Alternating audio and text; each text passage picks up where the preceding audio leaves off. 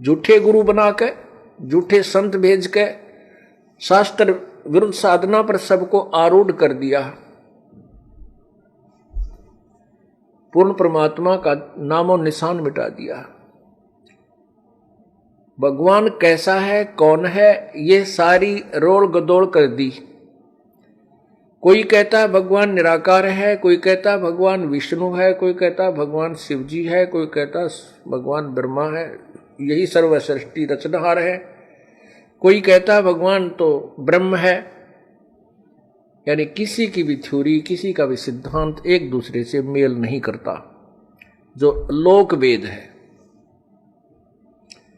लोकवेद के आधार से सभी आधारित हो गए। न तो पवित्र हिंदू धर्म के अनुयायियों को अपने पवित्र सदग्रंथों के विषय में जानकारी, और न ही पवित्र ईसाई धर्म के अनुयायियों को अपने ही सदग्रंथ के, अपने ही पवित्र बाइबल के विषय में जानकारी कि वो क्या बताना चाहता है, क्या संदेश दे रहा है। परमात्मा साकार है या निराकार, कौन है, कहाँ रहता है, ये सब विद्वान है हमारे सदग्रंथों में। लेकिन हमें जो ज्ञान प्राप्त है वो लोक वेद के आधार से है। नहीं पवित्र मुसलमान धर्म के अनुयायियों को पवित्र कुरान शरीफ के विषय में जानकारी है कि वो क्या संदेश हमें देना चाहता है।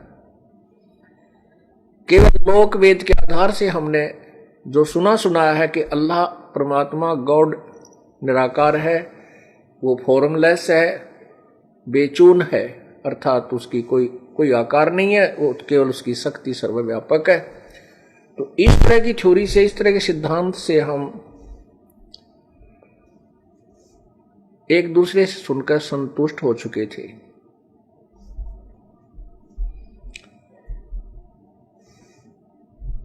अब जैसे कोई श्री विष्णु जी का उपासक है, विष्णु जी की मूर्ति उसके पास है, प्रतिदिन उसकी सेवा करता है, तिलक लगाता है, सब तरह से कर्मकांड भी करते हैं, और फिर उनसे कोई पूछे भी भगवान कैसा है, कहते हैं वो तो निराकार है। तो ये हम बिल्कुल बालक जैसा ज्ञान था हमारा, बालकों जैसा, बच्चों जैसा। ऋषि महर्षि और ब्रह्मा विष्णु महेश का भी ज्ञान बच्चों जैसा ज्ञान है, वो सदग्रंथों से अपरिचित है। अब यहां समस्या आती है कि जब ब्रह्मा विष्णु महेश के बारे में कहते हैं कि उनको भी ज्ञान नहीं है, तो ये एक बहुत अभद्र सी बातें लगती है, अभद्र सी स्टेटमेंट लगती है। किनको? जिन्होंने आज तक तत्वज्ञान कभी सुना ही नहीं, और जिन्होंने अपने सदग्रंथों का भी ज्ञान नहीं। उसके लिए आपको थोड़ा सा सदग्रंथों का सहारा लेना पड़ेगा। पुण्यात्माओं, ये एक ऐसी जटिल समस्या होगी कि भगवान को भगवान सिद्ध करने के लिए ना जाने कितने प्रमाण देने पड़ते हैं। लाल को लाल ही सिद्ध करने के लिए ढेर सारे प्रमाण देने पड़ते हैं, क्योंकि लाल को तो हमने, किसी ने, अनजानों ने कौड़ी बना रखा है, और छोटे सिक्कों को लाल सिद्ध कर रखा है। उनको मैं तो हमें सुना रखा है, लेकिन लाल के गुण जरूर गा रखे हैं, परंतु लाल से अपरिचित हैं। ब्रह्मा विष्णु महेश भी ज्ञान से परमात्मा के बारे में बिल्कुल नहीं जानते, अपरिचित हैं। सबसे पहली बात तो ये ध्यान रखनी चाहिए, हमें याद रखना चाहिए कि हमने श्री ब्रह्मा जी, श्री विष्णु जी, श्री शिव जी का ज्ञान कहां से प्राप्त हुआ? पवित्र पुराणों से, क्योंकि इनसे अलग कोई शास्त्र नहीं जो इनकी जानकारी देते हो।